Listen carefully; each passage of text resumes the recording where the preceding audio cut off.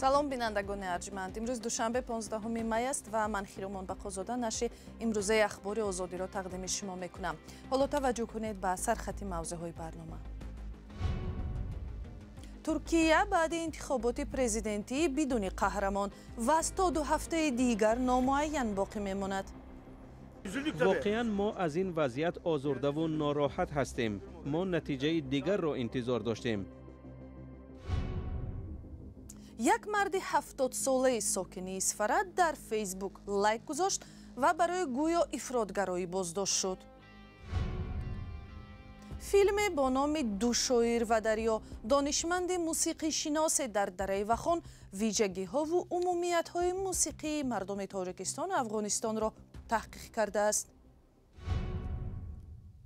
ва барномаро бо як хабар шурӯъ мекунем. раҳбари худкомаи Беларус Александр Лукашенко рӯзи 14 май дар таҷлили идҳои расмии парчам, нишон ва суруди миллӣ дар кишвараш ҳузур наёфт ва овозаҳо дар бораи бемор будани ӯ бештар шуд. ба ҷои Лукашенко дар маросими ҷашнии шаҳри Минск матни табрикотро нахуст вазир Роман Ҳалучанко қироат кард. давоми 3 ҳафтаи охир Лукашенкои 68 сола аз ширкат дар чандин маъракаи расмӣ худдорӣ кардааст, вале мақомоти расмии Беларус инро шарҳ намедиҳанд. баъзе гузоришҳои тасдиқ ношуда мегӯянд, ки Лукашенко рӯзи шанбе 13 май ба беморхона интиқол дода шуд. тафсилот дар гузориши ҳамкорам Каймарсиато. давоми 3 ҳафтаи охир Лукашенкои 68 сола аз ширкат дар чандин маъракаи расмӣ худдорӣ кард, вале ҳеҷ шарҳе аз мақомоти Беларус дар ин бора дастрас нашуд. баъзе аз гузоришҳои тасдиқношуда мегӯянд, ки Лукашенко рӯзи шанбе яъне 13 май ба бемористон интиқол ёфт. бори охир Лукашенко дар мазҳари ом дар ҷашнҳои рӯзи 9 май дида шуд. ҳолаш зоҳиран хуб набуд ва дасти росташ дока пеш буд. сухангӯи президенти Русия Дмитрий Песков рӯзи 15 май ба суоли журналистон дар бораи ин ки то куҷо дар Кремлин аз пахши овозаҳо дар бораи мушкили саломатии Лукашенко дар ташвиш ҳастанд, хост ки ба овоза неву маълумоти расмӣ такя кунанд. ба хабарҳои расмӣ такя кардан лозим аст. аз ҷониби Минск ҳеҷ як чунин хабаре чоп нашудааст. мо зарур медонем ки ба иттилооти расмӣ такя карда шавад. қаблан Константин Затулин муовини аввали раиси кумитаи думаи давлатӣ оид ба кишварҳои муштаракулманофеъ гуфт, ки Лукашенко бемор аст. ба навиштаи вебсайти Падиём Константин Затулин гуфтааст, ки бемории Лукашенкоро медонад, вале ошкор накард, ки чӣ беморӣ аст. дафтари матбуоти президенти Беларус хабарҳоро дар бораи бемории Лукашенко шарҳ надод, вале гуфт, ки ӯ бо санадҳо корро идома медиҳад. бар пояи гузоришҳои баъзе аз расонаҳо шоми 13 май Лукашенко ба беморхонаи клиникии тиббии ҷумҳуриявии воқеъ дар Минск интиқол дода шуд. роҳҳои назди беморхона баставу нирӯҳои амниятӣ саф кашида буданд. Лукашенко аз соли 1994 ба ин су дар сари қудрат аст ва бори навбати соли 2020 вақте худро ғолиби интихоботи президентӣ эълон кард, бисёре аз сокинонро ба хашм овард. ба бовари бисёре аз мунтақидонаш, ғолиби воқеӣ дар ин интихобот номзади оппозитсион Светлана Тихановская буд. Лукашенко бо шеваи бераҳмона эътирозҳои зидди натиҷаҳои интихоботро саркӯб кард ва садҳо нафарро ба зиндон андохт. ин раҳбари худкома дар ҷанги беасоси Русия алайҳи Украина низ аз президент Владимир Путин ҳимоят кардааст.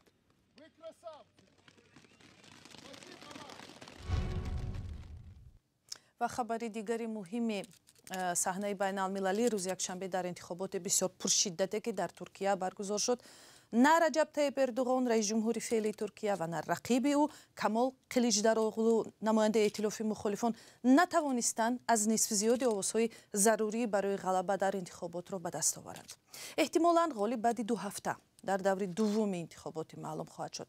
аммо то он дам ба гуфтаи сокинони Туркия онҳо ва кишварашон дар ҳолати номуайянӣ қарор хоҳанд дошт. фазои Туркия дар гузориши Шаҳлои Гулхоҷа. субҳи рӯзи душанбе дар ҳоле ки ҳисоби овозҳои интихоботи президентӣ идома дошт, сокинони Истанбул ба ҳаёти маъмулӣ баргаштанд. тибқи натиҷагирии пешакии ғайрирасмӣ дар овоздиҳии рӯзи 14 май на президенти кунунӣ Раҷаб Таyyip Эрдуғон ва на номзади эътилофи мухолифин Камол Қиличдароғлу 50% райҳоро касб накарданд. аз ин рӯ 28 май даври ниҳоии интихобот доир хоҳад шуд. сокинони Истанбул мегӯянд вазъи номуайянии феълӣ ба нафъи кадом яке аз аҳзоби сиёсӣ нест. واقعا ما از این وضعیت آزرده و ناراحت هستیم. ما نتیجه دیگر را انتظار داشتیم. نوارهای متهم کننده این نامزد محرم اینس که باعث بیرونشوی او از معرکه انتخاباتی شد، به افکار رای دهندگان تأثیری بد گذاشت. انشاءالله در دور دوم ما پیروز خواهیم شد. به فکر من همه حزب‌ها از چنین وضع خوشحال نیستند. وضع نامعین ادامه می‌یابد. البته هر حزب می‌خواهد نامزدش دست بالا شود، ولی بعد 2 هفته به این سوال پاسخ داده خواهد شد.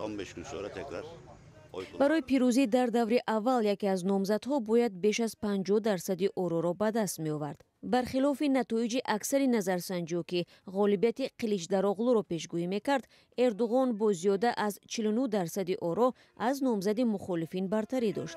قلیچداروغلو 45% آواز گرفته است. کمیسیون عالی انتخابات ترکیه میگوید که نامزد دیگر سینان اوغان بیش از 5% رایهای مردم را از خود کرده است. اردوغان شب گذشته گفت اگر انتخابات به دور دوم کشیده شود به آن احترام خواهد گذاشت.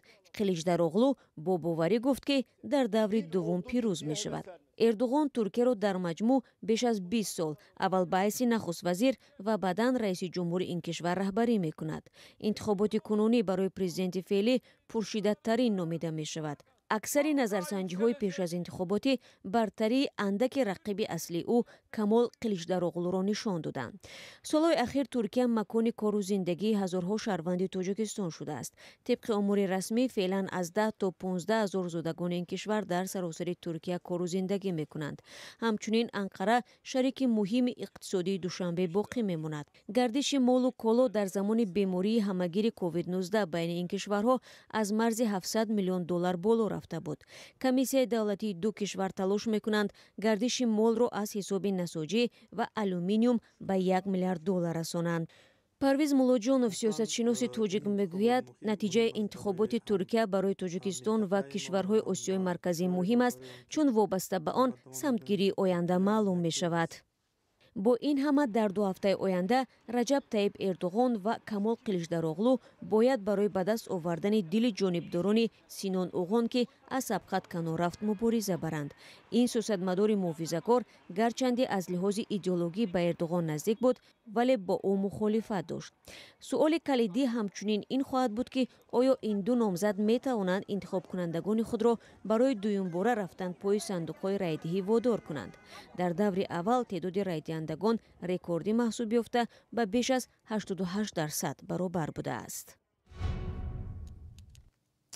و در تاجیکستان در ولایت سوخت مرد 70 ساله را بازداشت کردند و حالا نگرانی خویشاوندانش این است که بعد اظهار نظرهایش درباره دعوت به ارتش او را در اتهام‌های سنگینی مثل افراط‌گرایی متهم کردن می‌خواهند. مقامات هنوز سبب 1 هفته به این طرف در بازداشت بودن کمال‌الدین شرافوف را شرح نمی‌دهند. بازداشت شده به وکیل دفاع هم دسترسی ندارد. جزئیات این قضیه را همکارم میرزانبی خالقزاد تحقیق کرد و حالا با ما در استودیو است. میرزانبی، قضیه چی است بگویید؟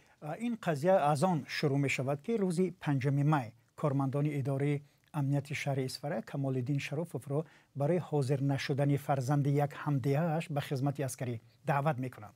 در این گفتمان ها با مقامات نماینده کمیسریت حربی جماعت هم اشتراک داشتند.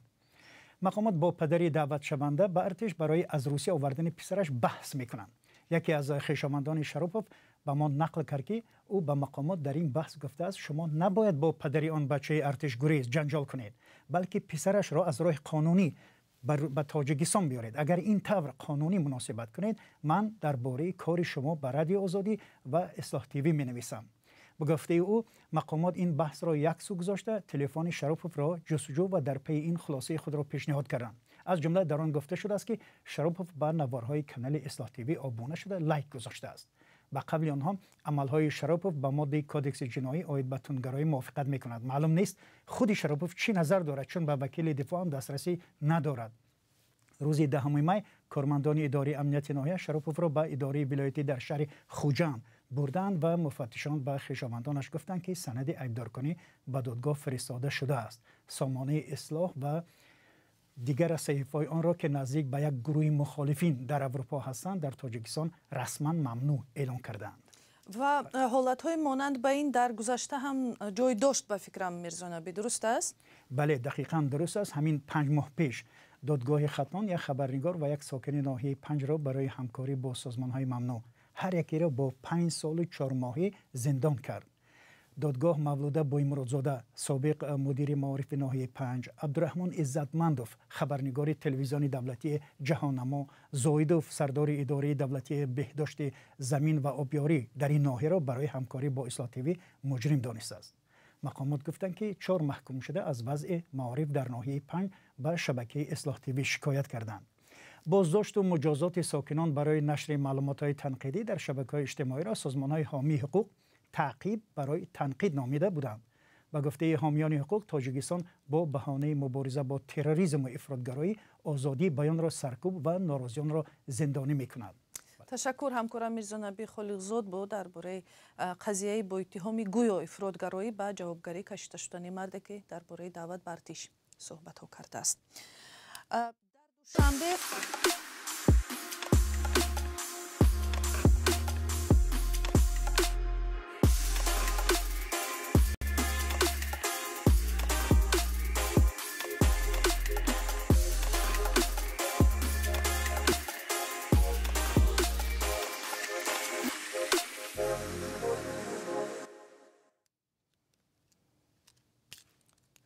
در دوشنبه فردا 15 می معرفی فیلم مستند یک دانشمند موسیقی شناس آمریکایی ریچارد وولف برگزار می شود که ویژگی و عمومیت های موسیقی ساکنان وادی وخان را از دو طرف مرز تاجیکستان و افغانستان تحقیق کرده است. وولف یک هنرشناس مشهور است و آموزگار دانشگاه هاروارد و فیلم او با نام دو شاعر و دریا در مثال دو هنرمند مردمی تاجیک و افغان از رشته های گسسته و دل های نزدیک این مردم قصه می کند. همکارم نگار فضل‌الدین در آستانه معرفی این مستند در دوشنبه با این دانشمند هم صحبت شد. ریچارد وولف پروفسور، قوم موسیقی شناس، فیلمساز و همزمان استاد فاکولته موسیقی شناسی و پژوهش‌های آسیای جنوبی دانشگاه هاروارد آمریکا که درباره موسیقی دو سوی آمو تاجیکستان و افغانستان یک پژوهش و در اساس آن یک فیلم تهیه کردند با نام دو شاعر و یک آمو. حالا حاضر هستند در برنامه مهمان آزادی در این باره با ما صحبت کنند. محترم پروفسور خوش آمدید به برنامه مهمان آزادی. نخست میگفتید که چرا برای تهیه فیلمتان محض تاجیکستان و افغانستان را انتخاب کردید؟ من تقریبا 15 سال پیش در دانشگاه هاروارد بودم و فکر کردم که خوب باشد اگر من زبانی فارسی یاد بگیرم و در آنجا با درس رفتم. لیکن این در بین درسی که من میدادم و این مشکل بود. از این سبب من فکر کردم که باید بروم با یک کشور که در آنجا خوب فارسی گپ میزنند و تاجیکستان انتخاب کردم برای یاد گرفتن و برای آمدن پول دادگار است. و شکل پوره صحبت رو در فرصت نزدیک در وبسایت رادیوی آزادی و همین کانال آزادی ویدیو حتما تماشا کنید. و یک خبر خدمات امنیتی اوکراین روز 15 می گفت که ایالات متحده آمریکا دمیتری فیرتاش یک ثروتمند معروف و فیروری را در کاروپسه و از آن خودکنی پول گمان بر می‌داند. حجم احتمالی ضرر مالی که فیرتاش و شرکتش در ساحه گاز اوکراین وارد کرده است 484 میلیون دلار حساب شده است. تفصیلات این خبر را هم از سایت رادیوی آزادی پیدا کنید. و 15 دقیقه که در اختیار داشتیم به پایان رسید. سپاس از همراهی شما. خبرهای بیشتر از این در وبسایت و صحیفه های رادیوی آزادی در فیسبوک و اینستاگرام، توییتر و تلگرام و تیک توک و ادنکلاسنیکی دسترسند. اگر شما هم بیننده ارجمند شاهد خبر و حادثه شدید میتوانید از طریق واتساپ و تلگرام با ما در تماس شوید. تا ملاقات دیگر خدا نگهدار.